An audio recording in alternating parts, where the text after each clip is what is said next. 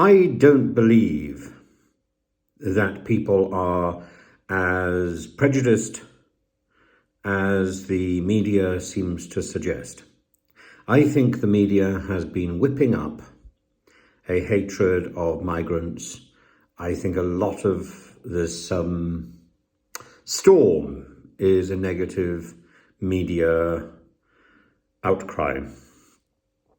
I think a significant majority of those arriving by small boats at the moment are genuine, and that actually is government statistics.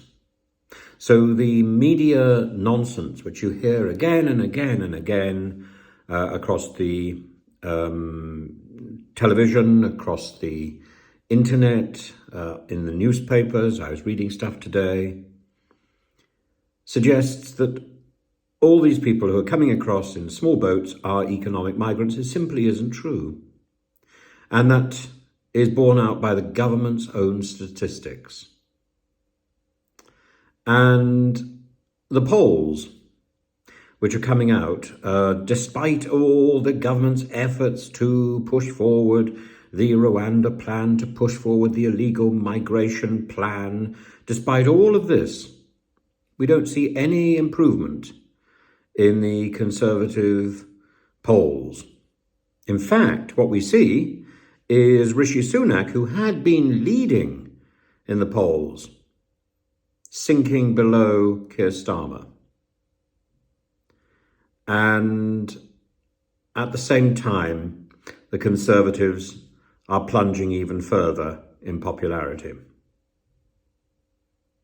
Most people would support those escaping terror. Not my words, but the words of an audience member on the recent BBC Question Time. But that's not what the UK is now offering. The UK is now saying that there's a blanket ban on anybody who comes to the UK by what is not a safe and legal route. Most of those are closed down, by the way. Often, most of these people are coming by small boats across the English Channel, risking their life. Anybody who does that is automatically denied asylum. It doesn't matter whether they are a genuine asylum seeker or whether they are indeed, quote, an economic migrant. They are all going to be rejected because of the manner in which they enter our country. That's against the principles in the 1951 Refugee Convention, which we are signed up to.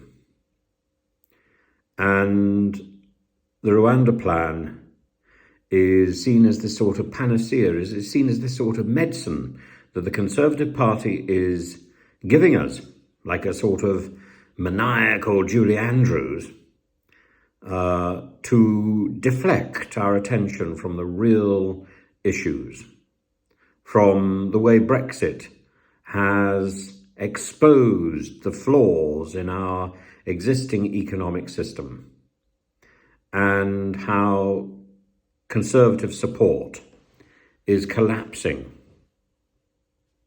It's collapsing despite appealing to the very worst that we've ever seen in the UK, appealing to the very worst, pressing the racist button, screaming, invasion,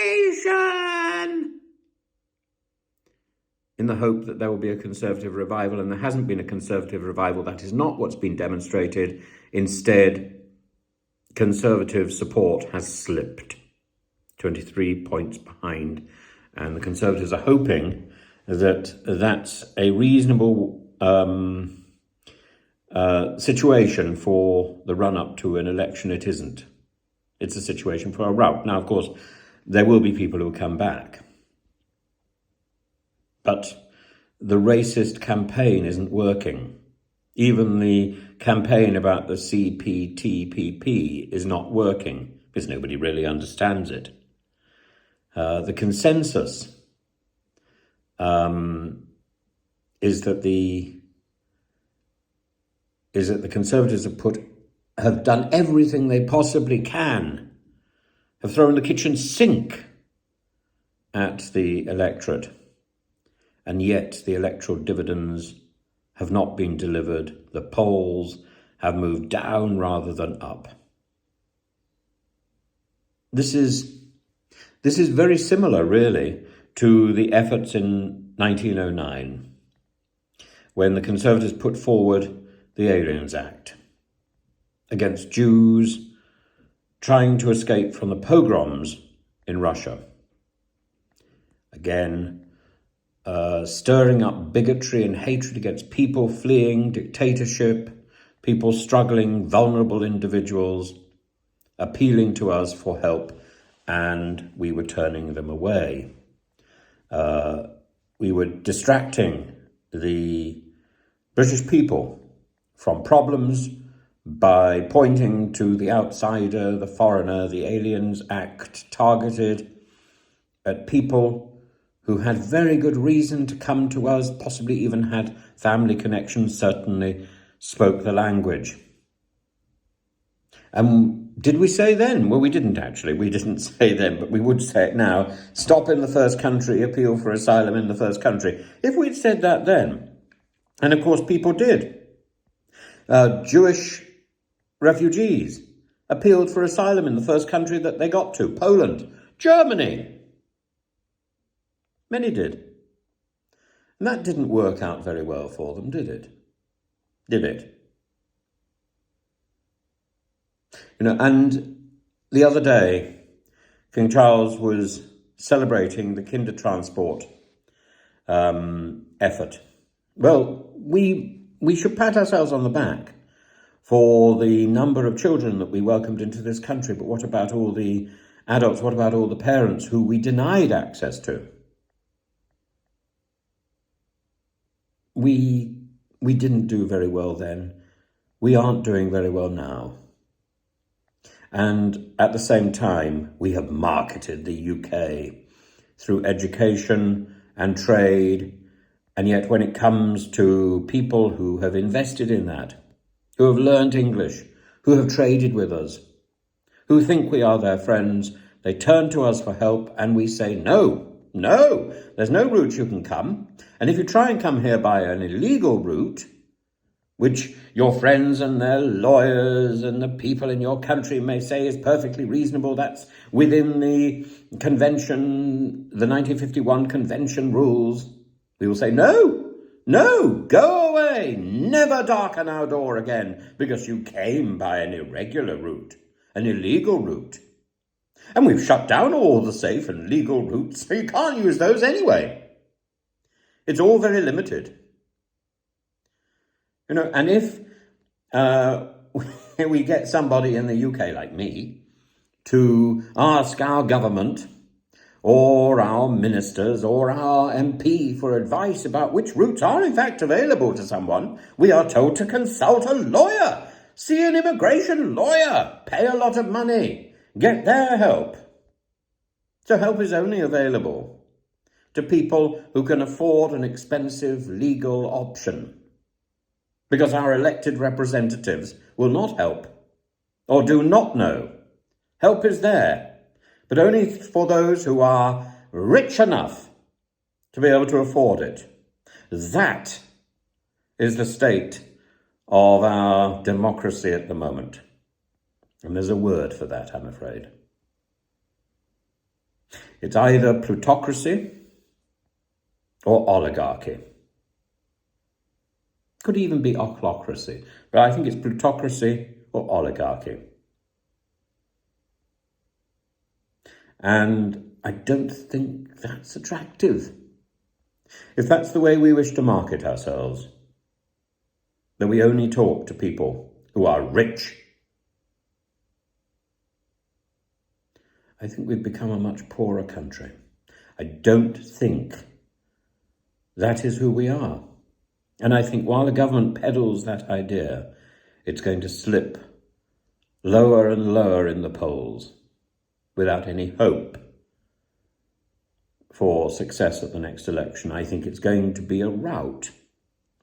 And believe me, when Sir Keir Starmer comes to number 10 Downing Street in 2 years' time and turns the key in the door, I should be questioning him too, because he has many of these same ideas. He thinks these ideas resonate with the British public. And we have to ask, do they? Is that what the polls are showing? I don't think that's what the polls are showing.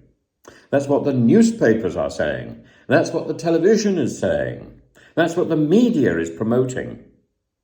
But I don't think it's true.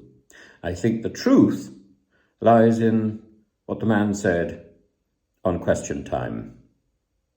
We believe if people have a good reason, if people are fleeing persecution, that we should offer them solace, we should offer them security, we should offer them asylum,